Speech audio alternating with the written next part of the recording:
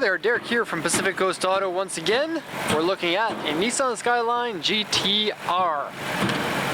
This one's a little bit unique in that first it's white, unlike so many gunmetal ones that we're checking recently.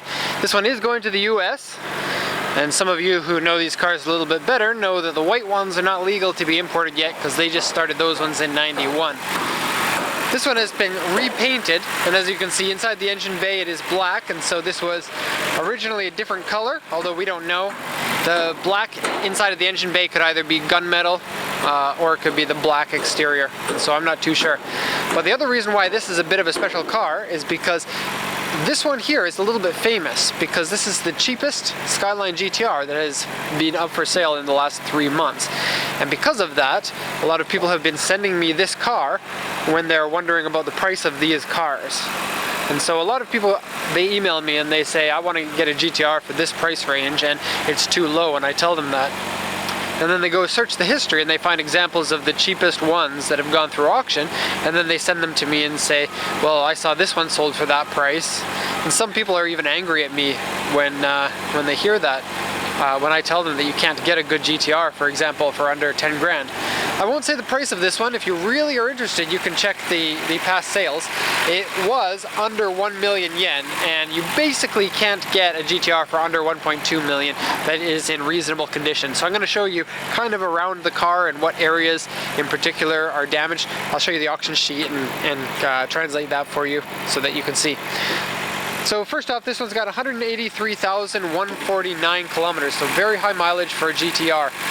That alone will lower the price a lot, and usually 180,000 kilometers are in fairly rough shape mechanically. This one seems to be okay actually, and so that's a nice little bonus. Certainly it is risky if you get one that's this high of mileage, because you never know what kind of problems are going to be lurking. And you know, we haven't even driven this car, so there may be some problems too. The reason why we sold a car that is this cheap, you know, usually I would just turn down people who are looking to buy a GTR at this price, but this customer is very nice. That's not the only reason why we bid on this car, but the car is going to be used as a shell for racing, and so in that case it's all going to be stripped anyway, and so if that's what you're going to be doing with the car, then it makes a lot more sense to get a lower priced one if that's what you're going to be using it for. Okay, so the coolant looked good. The oil is very black and the oil level is a little bit low, and so when it comes in, make sure that you get that checked. Inside of the engine bay has a number of rusty spots. Take a look here, there's some rust on the suspension tower there, a small spot. At this seam here, there's a little bit underneath. This bracket piece has some right at the corner. The firewall seam is a little bit there. Same thing on this side here, and if you look down in there, there's some as well. GTRs are known to be rusty, and most of the low price ones are quite rusty. This one is probably the rustiest car overall that I've seen for the GTR. Okay, aftermarket twin air filters, otherwise the car is pretty much stock. Okay, gonna lower the, timing belt was changed at 85,911 kilometers in 1999. Lower the hood here. We'll take a look at the auction sheet, but first I'm just going to do once around the car so you can see what it looks like. And I think that this car is really easy to notice at the auctions because it's got the spare tire on there, or the spare wheel.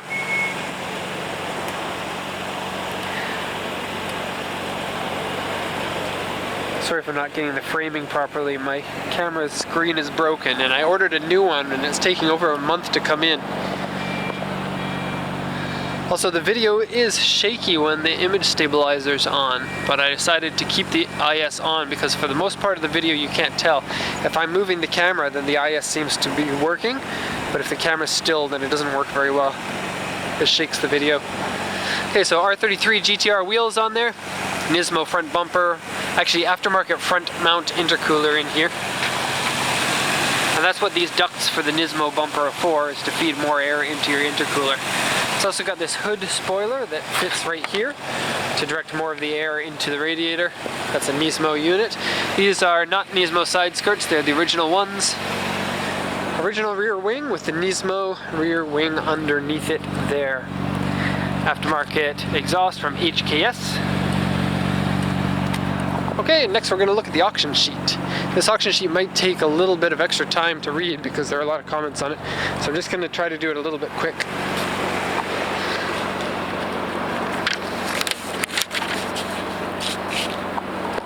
Okay, so 1989 October Skyline GTR, grade R because it's been in an accident. 183, 491 kilometers, 5-speed.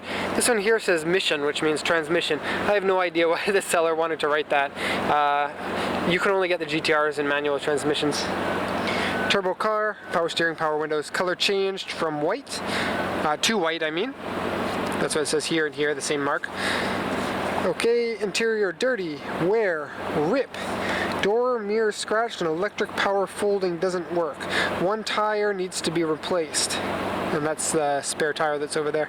The left front inner panel dented and corrosion. Anti-lock brakes lamp is on. Actually, when I turned on the engine, it wasn't on, and then it came on after about 6 seconds or so. Left fender replaced and end panel dented. Aftermarket audio and shift knob. Trunk floor dented. Suspension, aftermarket suspension and exhaust and air cleaner and steering wheel, and the steering wheel has a lot of wear on it. The wheels, aftermarket wheels have been scratched, various scratches and dents on the car.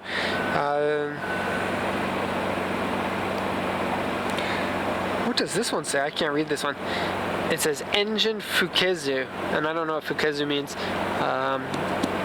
To the person who bought the car, check the translation that we did for the car, because that would have been accurate. When I read, I'm not able to read everything, and so pardon me about that.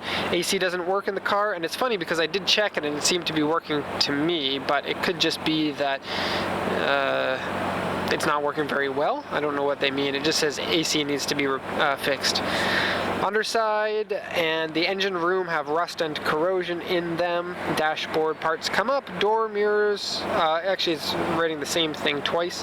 Door mirrors don't fold.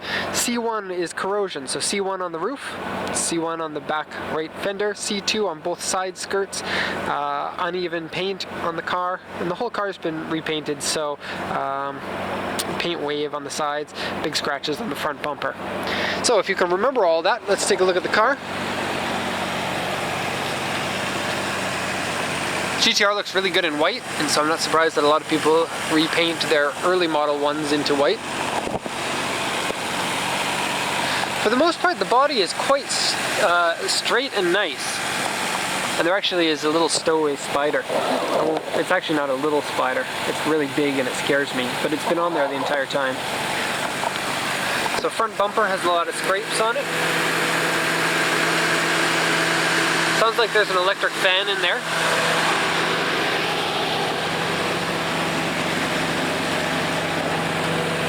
Okay, side skirts have the C2, aftermarket electric fan I should say, because that doesn't sound like a normal one. C2 corrosion is on here on both sides in the same spot and about the same severity. Some weird bubbling on the handle here. Cracked trim here, which is another really common thing.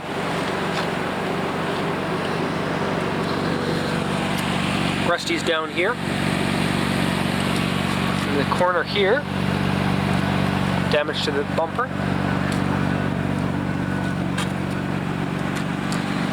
A lot of rust down here and here. Rust bubbling around the fuel cap or fuel door. Rust spot here with some cracked paint. And actually I missed on the other side there are some bubbles that rust here, here, here, and here. Okay, rust here. I guess this side is a little bit worse than the other side. There. Here. The spider is making its way down. Okay, no rust of course on these guys because they're made out of aluminum. No rust on those cars over there because they're all aluminum. And really looking forward to seeing that one. Okay, inside the car, well, it's a little bit hit and miss. I'll just show you this rust here. A little bit of rust there, and this one here. The rest of the door, nothing. And on the other side, a little bit of rust in the same spot.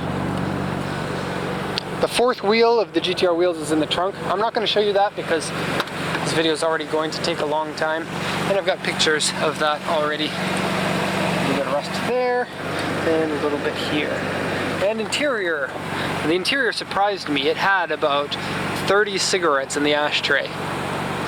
And so I'm feeling sick right now. You can probably tell with my voice, but I can't smell anything. And so I believe the inside of this car is going to smell a lot like cigarettes. So ripped up seat here.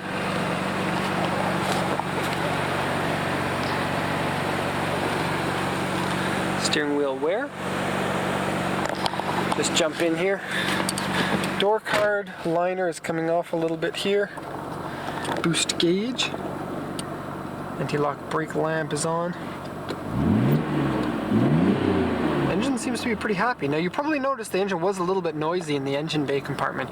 Noisier than most GTRs, I can tell in person. You might not be able to tell that in the videos because GTRs are normally pretty noisy. But after a while, the lifters get worn down and they need to be re-shimmed. And for those who don't know what shimming of lifters is, please look it up because that's something that most old cars and high performance cars have to do. I've taken the cigarettes out, but there's still a lot of ashes around here. And those ashes weren't a result of me popping this out. They were actually there because you couldn't fit any more physically into here. Okay, aftermarket shift knob.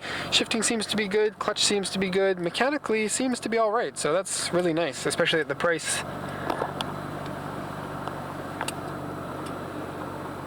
Okay, passenger seat is okay, overall really dirty in here. Back tinted windows, pretty bad. And we have a little bunny here. And in the back it says Tehepudu. I don't know what it means. Lights and more lights. Really terrible rear view mirror. I don't know why people put those on their cars. Cracked dash here. No bubbles here, but bubbles here. And lock nut key. Okay, gonna hop out. And that's gonna be the end of the video here. If you're one of those people who sent me this car in an email and said, how come I can't get cars that cheap? Then let me know in the comments, because I probably had about 15 people show me this car after it sold and said, what's wrong with this car? Or how come I can't get a car that cheap? And so keep in mind, you know, the condition of this car. Also the underside I didn't really show you. I did get some pictures of the underside. The auction sheet didn't mention anything in particular about the underside, but if the body and the interior of the engine bay are rusty like that, then there are going to be some little spots of rust on the underside and corrosion, but without a lift you wouldn't be able to see it. So we're going to end this video here. Thanks a lot for watching and have a good day.